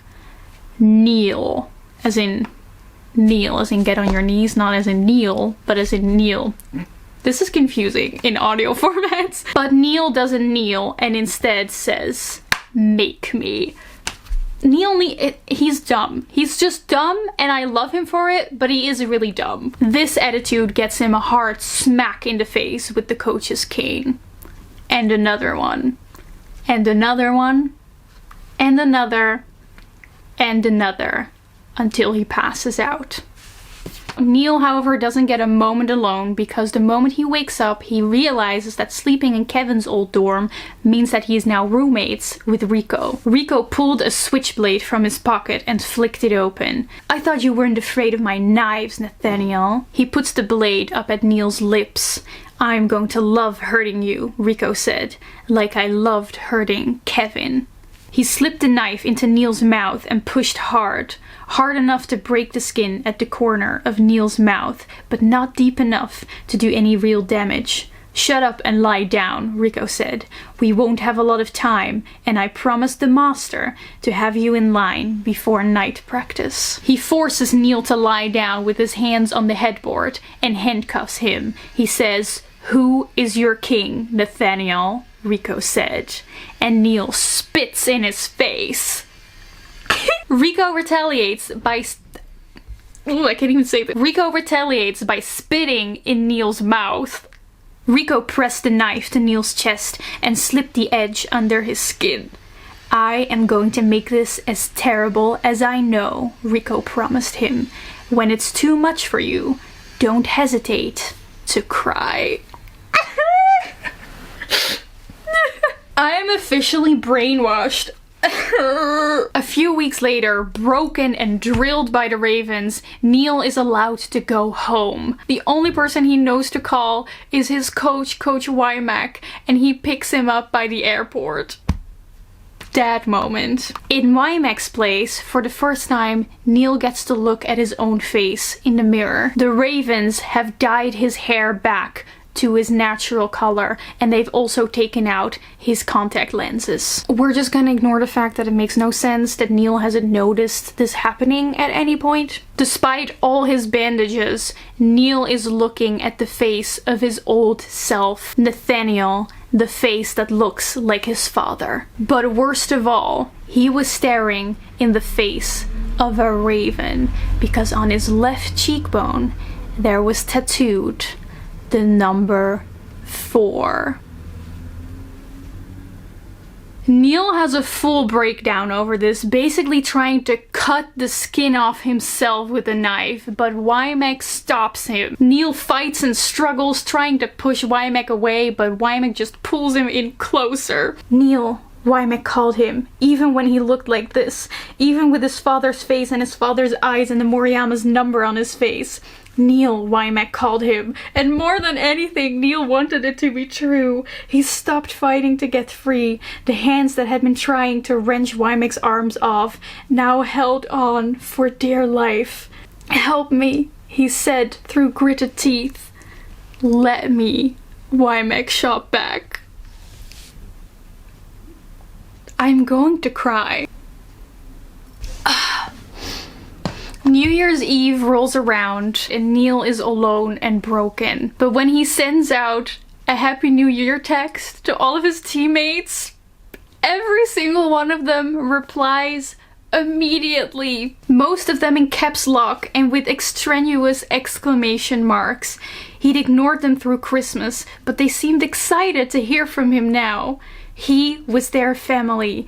They were his. And they were worth every cut and bruise and scream. I don't know what it is. Like, I swear there's some kind of magical substance in these pages that just makes you lose all of your ability to critically think. And all you can think is just, I want to take care of these characters and I just want them to be happy. I'm not ready to move on to book 3. It's time to move on to book 3. I'm not having the best day, so I think that is the perfect time to talk about the last part of this video and discuss the final book, because I really feel like this series is just the kind of stuff that you read when you're kind of in the trenches and need a very, very, very angsty fanfiction-y pick-me-up. The book starts with Andrew being released from the mental hospital, officially off his meds. So this is the first time that we're going to meet Andrew completely sober, not psychopath and manic. I know that the book has promised to show us this so many times before, but this time we're actually going to see it. The thing is that Andrew doesn't know that Neil practically sacrificed himself to Rico to save Andrew, but Neil's teammates do know, including Kevin. At one point Kevin says to Neil, "I know what he's like. Rico, if you want to talk." It was the most awkward and uncomfortable thing Kevin had ever said to him. Kevin was known for his talent, not his sensitivity. That's cute. Kevin went from being a drama queen to an awkward queen. And then Andrew walks into the room, his signature manic smile no longer present on his face. And then he just leaves, turns around, and leaves without saying a word to any of the foxes. Even when they're all in the car ready to bring Andrew home, he doesn't say a thing. Back home, Andrew finally confronts Neil over his physical state and especially his face given the bandages and the number 4 on his cheek. And he's like, "Hey, you're gonna have to give me an explanation for all this." And Andrew raises his hand to touch Neil's face, but stops just before touching his skin. Andrew wasn't looking at his injuries, he was staring at Neil's unguarded eyes. Andrew is not impressed by Neil's number 4 tattoo, and in classic Andrew style, just tells him that Neil's stupid and is angry at him for leaving Kevin's side. Andrew doesn't appreciate Neil standing up for him, trying to save him, and is telling him to just stand down and leave him alone. And in a moment of honesty, Neil responds to that by saying, "If it means losing you, then no." "I hate you," Andrew said casually. "You were supposed to be a side effect of the drugs." "I'm not a hallucination," Neil said. "You are a pipe dream. Go inside and leave me alone."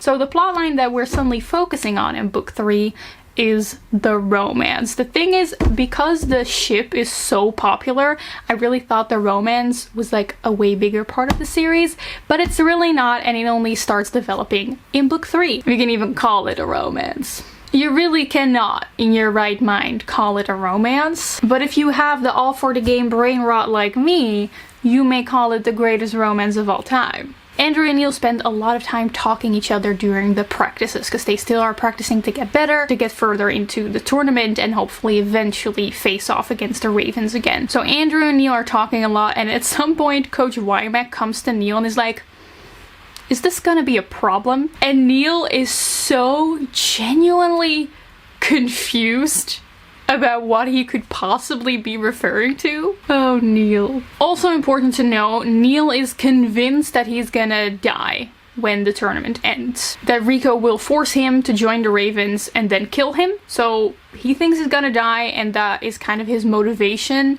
for everything that happens during this book. A little while later, Neil is coming to Andrew, telling him that his vibes are off, that Andrew needs to be a little bit nicer because it's just messing with the vibes of the team. "What will you give me in exchange for my cooperation?" Andrew says, to which Neil answers, "What would it take?" Andrew didn't have to think about it. "Show me your scars." This is so 2013 Tumblr. Like, "Oh my god, I show you my scars, now show me yours." So the next day, Neil lets Andrew take off all of his bandages. And Andrew sees all the wounds that Rico has inflicted on him, layered on top of all the scars from his past. Andrew unveils it, bit by bit, slowly running his fingers over every bump and dip. Andrew doesn't say anything about it, but he does now understand the past that Neil has been running away from all this time. Later at the bar, they're getting a little drunk. This is really turning into fanfiction. This whole series is fanfiction. And we get more examples of completely oblivious Neil. The bartender, who knows Andrew and the gang very well, sees Neil. He sees Neil's wounds and is like, oh, I wondered if Andrew going off his meds would let him let go of his hands-off rule. Oh, by the way, maybe you should look into getting some padded handcuffs. And Neil is like, what are you talking about? I got these wounds in a fight. Like, what are you talking about? Like, why would Andrew ever do this to me? Huh? Neil.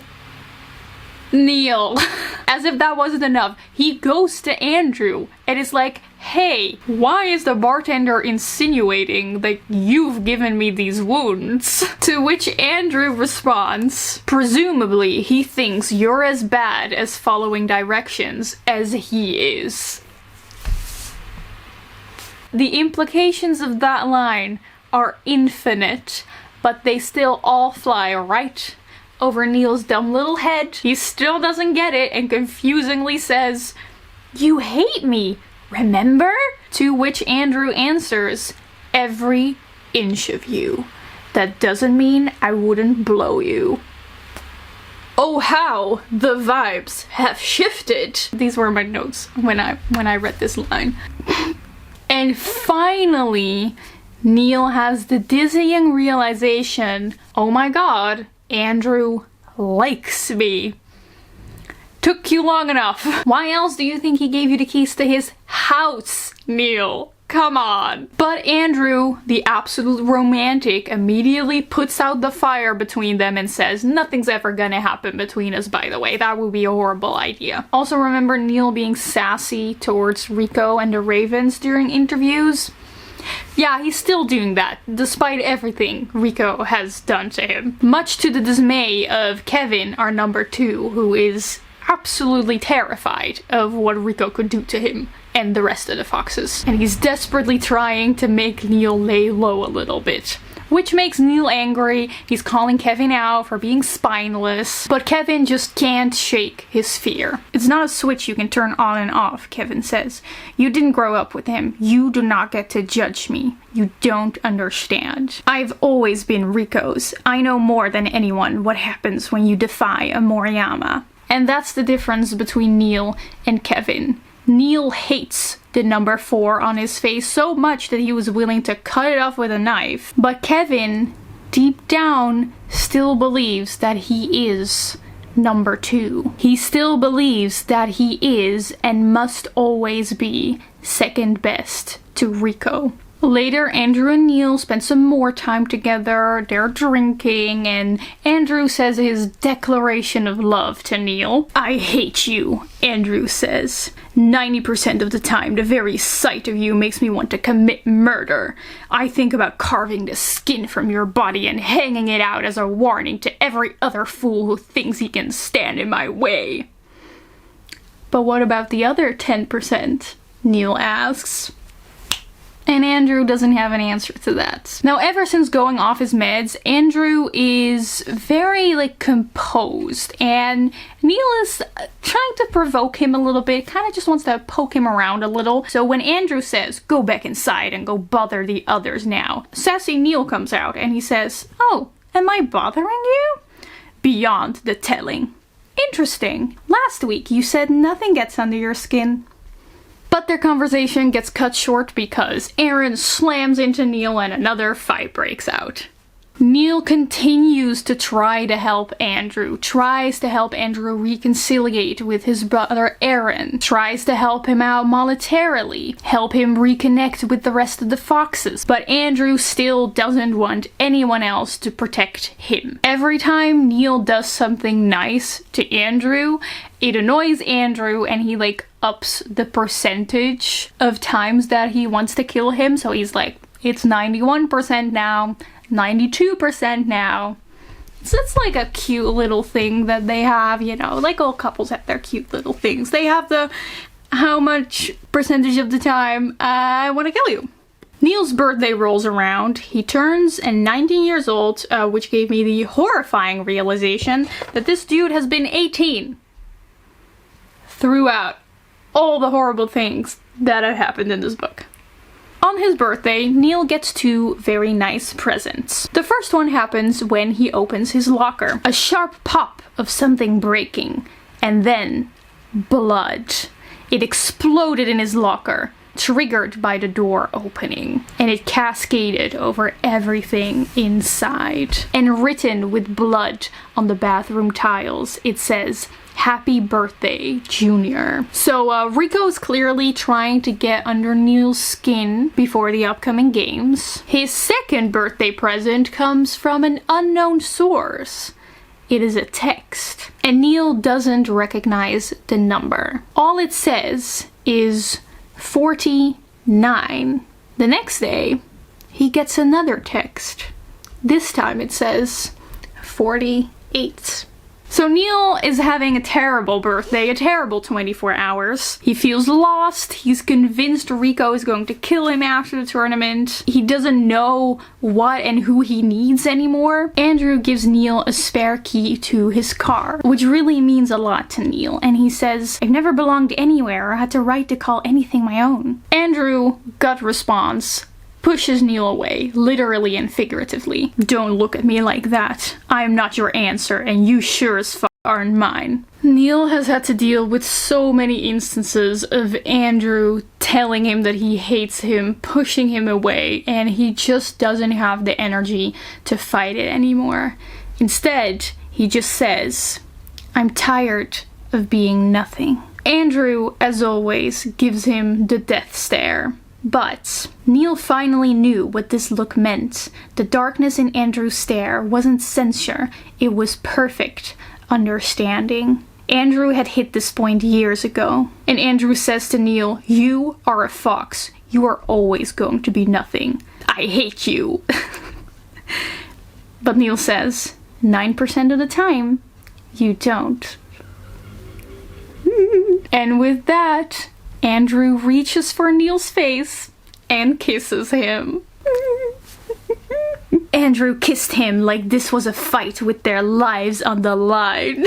I know that this is the most cliche description of a kiss ever, but I don't care.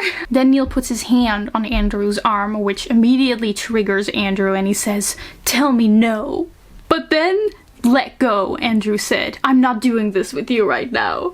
No! Neil tries to tell Andrew that he can't tell him no, that it's always gonna be a yes for him. But Andrew is convinced it's not a real yes. It's just a nervous breakdown. Neil says, "The next time one of them says you're soulless, I might have to fight them." 92%, Andrew said, going on 93. It wasn't funny, none of this was, but that response was so obnoxious and so typically Andrew that Neil couldn't help but smile. My heart! Despite this interaction, Neil and Andrew cannot be apart, and they spend so much time together.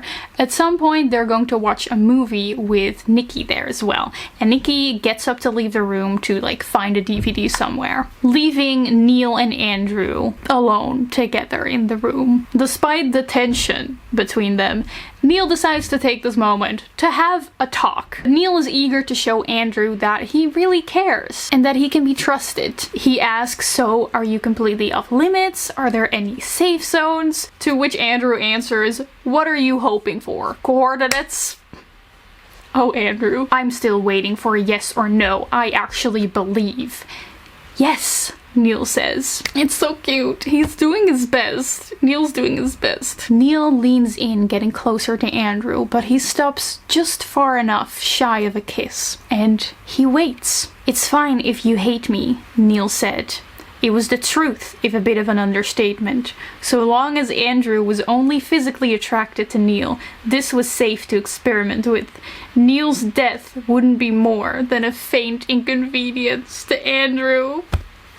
Ouch! And for a moment, Neil expects Andrew to push him away again, as he always does. But clearly, Andrew can't help himself either, and he kisses Neil again, pushing him down onto the floor of the room. And they kiss until Nikki comes back with the DVD, and they quickly have to pull apart and pretend like nothing has happened. I love them so much. I don't care if it's cringe. I no longer care. I just want these two to be happy. Meanwhile, Neil receives his daily text, and they're already at number 28. Andrew and Neil continue to have this quiet choreography between them. Andrew will come up to Neil, grab him by the chin, fanfiction style, and say nothing but yes or no. And Neil's answer is always yes. But Andrew's answer to Neil's touch is always no. No hands on Andrew. Andrew cannot be touched. And this cycle continues. They're alone together, they kiss, or more so, Andrew kisses Neil. For minutes, hours, Neil doesn't know, until Andrew eventually always tells Neil to leave his sight. And just when the distance between them seems to be stuck there forever, Andrew makes a change. He catches Neil's wrists and brings them up to his head, so Neil can twine his fingers into Andrew's hair. Just there, Andrew says. And Neil listens. Just there. Meanwhile, Neil keeps getting the text every day, the number decreasing with every night. He continues to have his lovely dysfunctional relationship with Andrew. Well, it's not a relationship, because every time that Neil refers to Andrew and him together as even anything, Andrew shuts him down. This is nothing, Andrew says. And I am nothing, Neil prompted. And you've always said you want nothing. Oh, this time, Andrew doesn't have a quick response. That's a first, Neil said. Do I get a prize for shutting you up? Stop talking, Andrew said, and kissed him. I think this is so cute. It's so bad. It's so bad, but I think it's so cute. And when Neil says, the only one I'm interested in is you, the only way Andrew knows how to respond is, don't say stupid things. Just accept the love, Andrew. This relationship is dysfunctional on all levels, but I have been brainwashed. The tournament is going well, the foxes are progressing, Neil's having his little thing with Andrew, they have a vacation coming up. Then Neil gets a text. 0. A phone call. Don't run, says a voice. Neil recognizes that voice from his past. It is a woman named Lola, one of his father, the butcher's, most right-hand people. And Lola tells Neil that today his father is being released from prison. And he wants to finish what he had tried to do a long time ago, and that is get rid of his son. Then everything happens at once. 2 of his father's henchmen walk into the locker room and throw Neil into a car. Lola joins them and they drive Neil to a remote location where no one can find him. Neil tries to struggle, but they cuff his hands to the car seats. Cold, sharp metal presses against his fingertips. Stop me, Lola said, and cut a stinging line down from the base of his finger to the thick flesh of his thumb. The blade cut a paper-thin line from his mouth to the corner of his eye. Then they take a dashboard lighter and press it to his face, burning away the number 4 and burning away the skin. They absolutely destroy every part of Neil. They try to interrogate him, but Neil can't get any other sound out of his throat other than muffled cries. He didn't want to think about this, didn't want to feel this, so he thought about the foxes instead. He clung tight to the memory of their unhesitating friendship and their smiles. And Neil traces the outline of the key that he has gotten from Andrew, the proof that he has a home somewhere in his hand. But it's not enough. He knows the memories aren't enough. In order to survive what Lola is going to do to him, Neil Jostin has to let go. go. They take off the cuffs from Nathaniel Wisniewski's ankles. Nathaniel held still and let Lola clamp a drenched cloth over his nose and Nathaniel mouth. Brandished his hands. Nathaniel didn't recognize Nathaniel's childhood home. I have to, Nathaniel said. And the next day, Nathaniel wakes up in a cellar. I don't care what you have to say about the quality of this book. That right there is literary genius. I actually had to put down my iPad for a second, the ebook down for a second, when they switched the narrative from Neil to Nathaniel. Someone enters the cellar. It's Nathaniel's father, Nathan, murderer of Nathaniel's mother, right hand of the Moriyama mafia. Memories of him permanently etched into Nathaniel's skin. Hello, Junior, Nathan said. He punches Nathaniel in the face and grabs him by the throat. Look at me when I'm talking to you. One of his henchmen gives him an axe. He isn't called the Butcher for nothing. And he starts talking about all the horrific things that he is going to do to Nathaniel, before ending with, of course, killing him. But then the door swings open and people swarm into the room, bullets flying everywhere. Nathaniel immediately recognizes the leader of all these officers. It's Stuart Hetford. If you're confused about who this is, because this reveal feels like you should recognize the name, don't worry, I had that too, but I'm pretty sure this character is introduced here for the very first time and you're not supposed to recognize him, but he's Nathaniel's uncle. Anyway, Stuart Hetford puts 2 bullets through Nathan's head. Apparently Stuart works for the FBI and has been looking for Nathan for a while, and now he's saved Nathaniel, I guess. Just when you almost forget how poorly plotted this book is, the book makes sure to remind you. After a bunch of police interviews, Nathaniel is reunited with the Foxes and they are so happy to see him. Nathaniel, broken and bruised, can't stop the words from pouring out.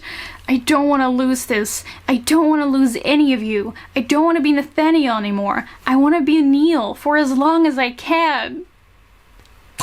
And Andrew says, I told Neil to stay. Leave Nathaniel buried in Baltimore with his father. Nathaniel traced Andrew's key into his skin with a bandaged finger. Neil Abram Jostin, Neil murmured, and it felt like waking up from a bad dream. You know, given the high fanfiction level of the series, there has to be a good dose of hurt comfort. Neil is covered in wounds from Lola's torture, and Andrew is tending to his injuries, covering them in garbage bags so Neil can shower. But Neil can't really take care of himself, so Andrew helps him get into the shower. He washes his hair gently, carefully, trying to avoid all of the cuts and injuries. They also have shower sex, which was a hilarious visual because Neil is covered in garbage bags. Now this is where the book fully starts feeling like a fan fiction of itself. We just had the little hurt comfort scene. Now the whole team is going on a fun little vacation together. They're making cocktails. There's a hot tub. Andrew and Neil are given a private bedroom together with only one bed. The Foxes get into a brawl again because Aaron is mad at Neil for screwing his brother.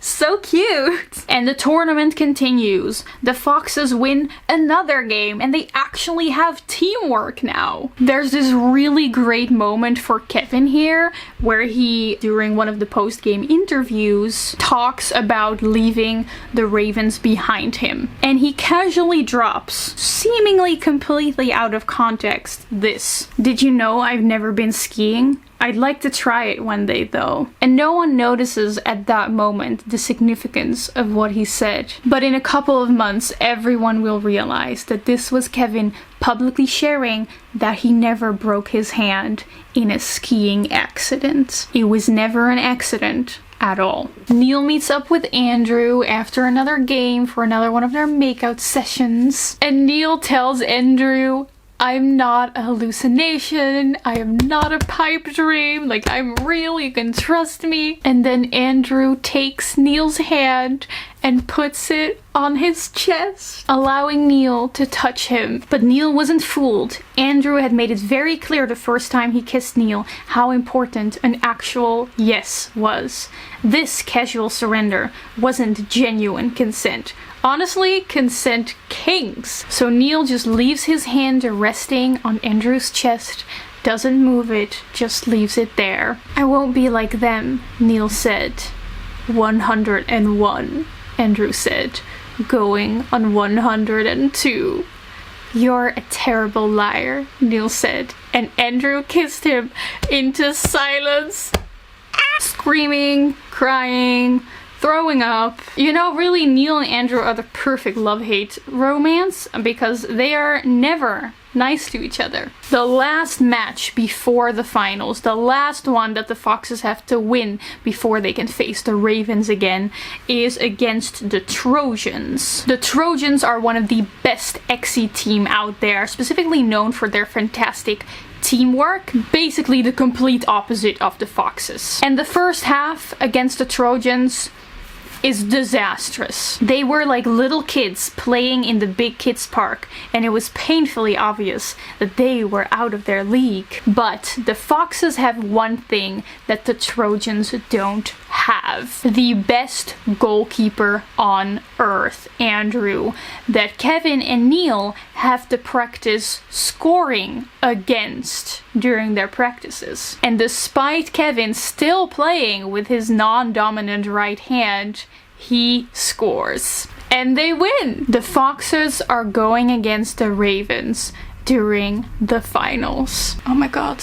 You've been hearing this sound in the background all this time? Oh my god, I'm so sorry. The Foxes are doing their final preparations for the big match. Friends and family are stopping by, and one night Neil meets Kevin and he sees there's like a small little bandage over the spot where he normally has his number 2 tattoo. The tattoo that Kevin has had since the day that he started with the Moriyamas. The number that has always linked him to Rico, the king of Exi. The number that signaled that Kevin, however brilliant, was always going to be second best to Rico. Neil rips the tape of Kevin's cheek and he sees the number 2 is gone. The number was gone, covered up by the jet black image of a chess piece. Neil's knowledge of chess was hazy as best, but he knew for sure that wasn't the king. Let Rico be king, Kevin said. I'm going to be the deadliest piece on the board. Queen.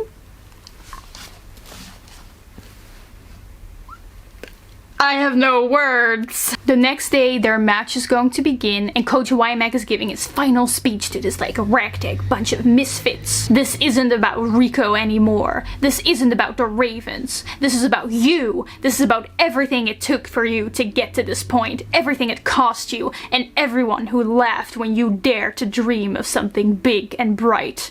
You're here tonight because you refuse to give up and refuse to give in. You're here where they all said you'd never be, and no one can say you haven't earned the right to play this game. The match begins. The Foxes were fierce, but the Ravens were angry. After the first half, the Ravens are 4 points ahead of the Foxes. The Foxes just can't get past their defense line. They just can't get any goals in. And the Ravens still have so many players benched that they can switch in. Whereas the Foxes are exhausted, but they don't have enough substitutes to switch. Something needs to change in the second half for them to turn this around. After their 15-minute break, Kevin steps on the court. This is my favorite part. Before he stepped on, Kevin tapped the butt of his racket against the floor and passed his stick to his other hand. He strode to half court, head high, and left-handed, and the crowd went wild. I think Kevin might be my favorite character. I'm so happy for him. Kevin is his former self again. His left hand now fully healed. And in the first 5 minutes of the second half, he immediately scores twice. But the Ravens, they're starting to play dirty, tackling and punching everywhere. The Ravens know that they can take those red cards and switch out players, whereas the Foxes can't. The only original Raven that is still on the court is Rico as the striker. But none of the Foxes' defenders are strong enough to properly defend him, so he just keeps scoring. No one is as fast as Rico. Except Neil. And Andrew makes the bold suggestion that Neil switches from striker to defending Rico. "You're crazy," Neil said to Andrew in an undertone. "This is news to no one," Andrew said. And so it goes.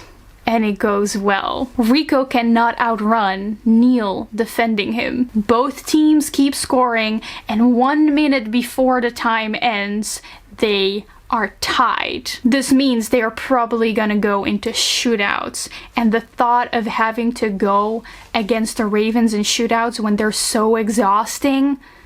Neil had used up all his energy, burned through all his fumes, and then the buzzer blares overhead, signaling that it's time. Neil fell to his knees and barely managed to catch himself with his hand. But then the buzzer went off again, and Neil's heart stopped. The score, 10-9, Fox's favor.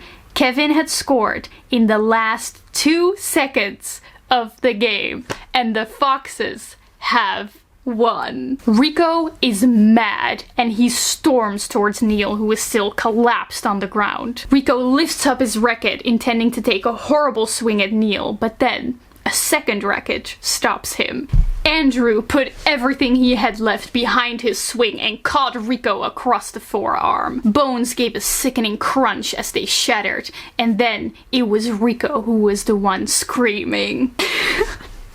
It's so cliche fanfic, but Andrew coming in to save his little damsel in distress Neil, I'm living for it. I'm very happy to read this. And that's it for the Foxes. They've won. Okay, now I have to like explain the ending, which is super dumb and convoluted and like convenient, so I'll give you like the quick spark notes. Basically, Rico's father, like the leader of the Moriyama Yakuza mafia group, died, meaning that Rico's brother, the firstborn, is now the leader of the Moriyamas. This brother is called Ichiro, and Neil has a conversation with Ichiro, warning him about Rico. He's like, Rico's a danger to the good name of the Moriyamas, because he's like not to be trusted and very unpredictable. This leads him to strike a deal with Ichiro, where Neil promises to become a really great Exi player, and then like give all his money to Ichiro and the Moriyamas in exchange for his freedom. And Ichiro agrees to this.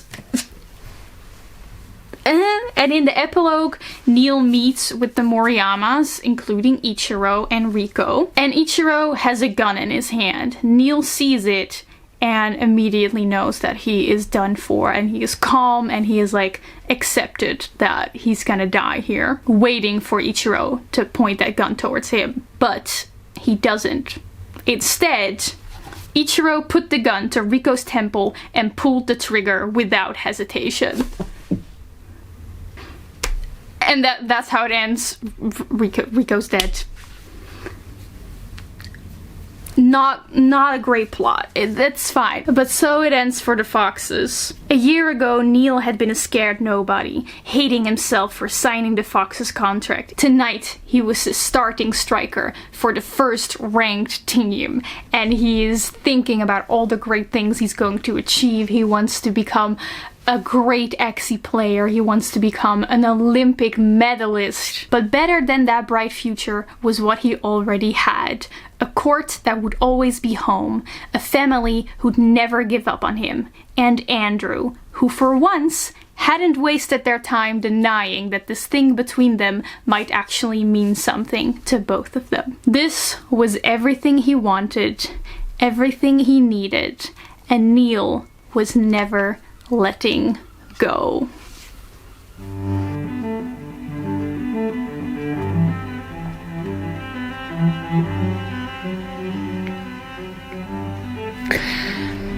I've been like looking at TikToks and here I am just crying over a stupid little edit. Oh my god, why? I'm questioning everything I know about myself right now. Okay, my thoughts.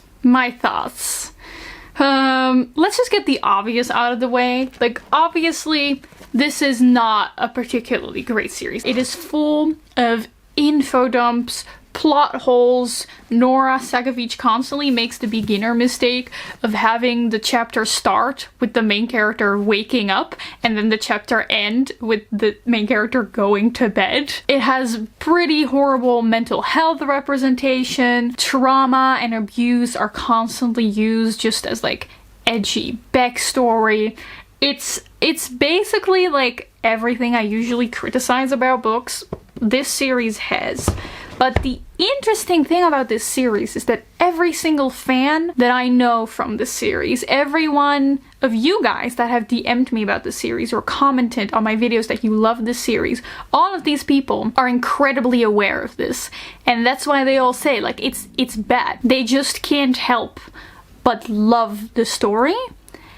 And I'm gonna be honest, I kind of understand that after having experienced that myself. And I know I make a lot of videos about books that I think have problematic content like that, like the Gothicana video or the Misfit video. But I know for each of these books that I make videos about, there are people who do genuinely really like those books. And when I make videos like that, my goal is never to like shame people who enjoy those books. It's just to criticize the book itself and the content itself, especially if it like misrepresents mental health issues or gives people wrong ideas about like toxic romance. But with this series, I'm kind of like on the other side. Like, I am one of those people that for some reason kind of enjoyed such a bad book, let's just call it that. But I wonder if the fact that the entire fandom is aware of how bad it is, that even the author said that it was just like a ridiculous self-indulgent book,